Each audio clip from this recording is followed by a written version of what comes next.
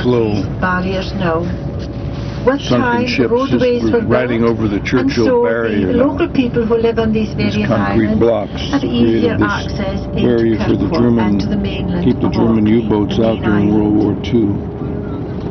A battleship was sunk here. A British battleship was sunk by a German U-boat in 1939. Yes, indeed. This all just depends with the wind and the fact. Success here. You can grow it, but you can't ripen it's the problem. So barley is the crop that's growing here. Oats, traditionally, yes, but it's really only used now for human consumption. Horses like oats as opposed to barley, so you get some people where their horses have an oats growing for them. Tell you all about that, so good, I don't need to go on about that. Basically, it is lower producing than the modern varieties of barley, so it fell out of favour for producing crop for animal feed. 15 cows here, okay, which means that they'll have 30 calves and they'll have 30 calves for the previous year, so we've got a total at any one time of 90 livestock in the farm here. Now that's not enough to make a living in Orkney. You need about 150 breeding cattle, which means that ultimately you'll have 450 cattle on the farm at any one time. And it's roughly an acre per animal as a rule of thumb. So that means you need a farm about 450 acres, 150 breeding cows to actually make a living. And that would be just farmer and family. You wouldn't be able to employ any staff. This windmill provides the power for the farm, and he's making a barley scotch. So he talked about it, 2008 barley.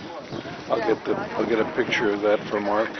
A group of people who had some wind experience in Orkney, because there's been a lot of experimentation over the years, and we started this company called Orkney Renewable Energy Limited. So this is the moment, but that produces 47% of its rated capacity on average, which is really good.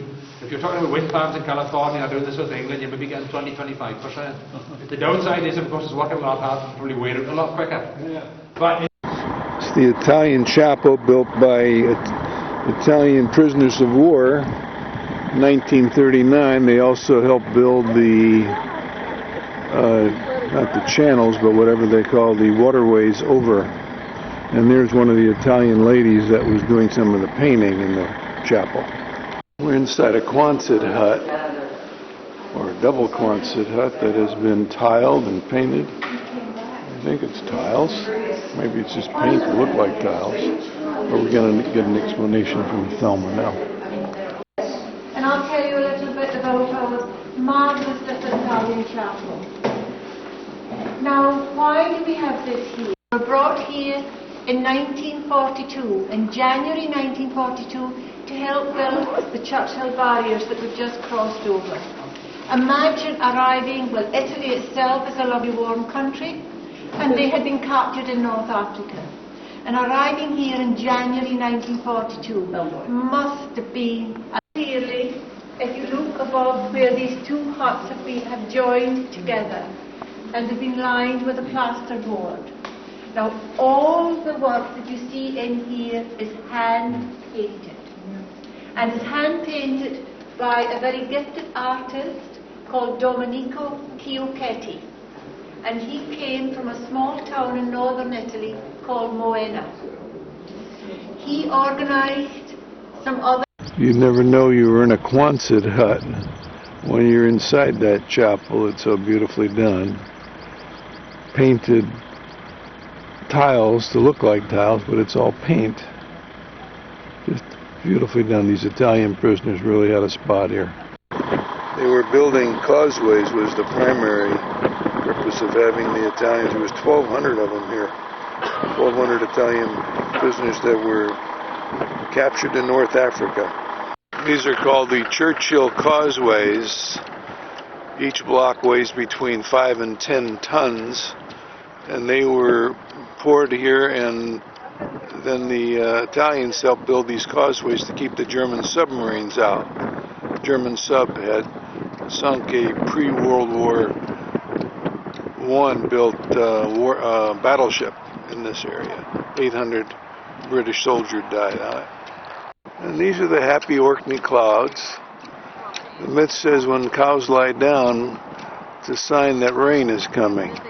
They're keeping warm a patch, warm and dry, a patch of grass that when it stops raining, they'll eat. Here's our bed made up. Come back from our bus tour. Got my West Point hat and the Nautica hat and some kind of a flower made out of 3 different towels, and our pajamas and some magazines set up on the pillows. And look at that, there's even me. Should have had another hat out here. No, it's well balanced, I Look at think. this, yeah, I know. And there we are in the mirrors. And I'll even get a little selfie here. Very cute. Well, this will be a good view of our room. Here's our little deck. It's about 2 feet deep and maybe 6 feet long. Here is our probably 19-inch TV set. And 2 closets, by the way. We have a his and hers closets and a nice-sized bathroom, and another little closet in the corner by the door with our safe, etc. Well done. And we have a couch and 2 chairs and a sitting area.